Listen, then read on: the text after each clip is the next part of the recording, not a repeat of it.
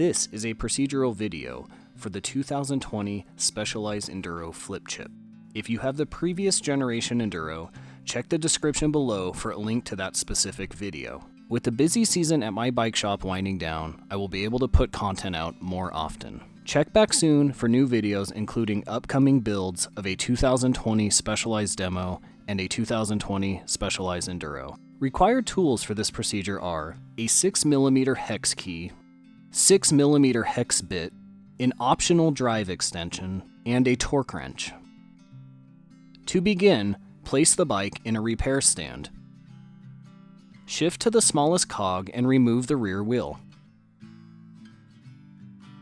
Place a piece of styrofoam or rag between the bottom bracket shell and rear triangle to prevent damage to the frame. With a 6mm hex key, loosen and remove the rear shock eye bolt and washer. While still using the 6mm hex key, remove the two forward shock eye bolts. Carefully remove the shock. If needed, remove the swat box with bottle cage for more clearance. You will find the flip chip located in the lower shock eye. The flip chip is asymmetric, allowing for adjustable geometry. For the low setting, position the bolt hole channel closer to the front of the bike. For the high setting, position the bolt hole channel closer to the rear of the bike.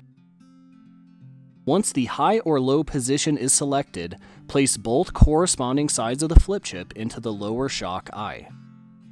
Position the shock back into the frame by first aligning the lower shock eye into the extension pivot, followed by the forward shock eye. Install and hand tighten all three shock eye bolts.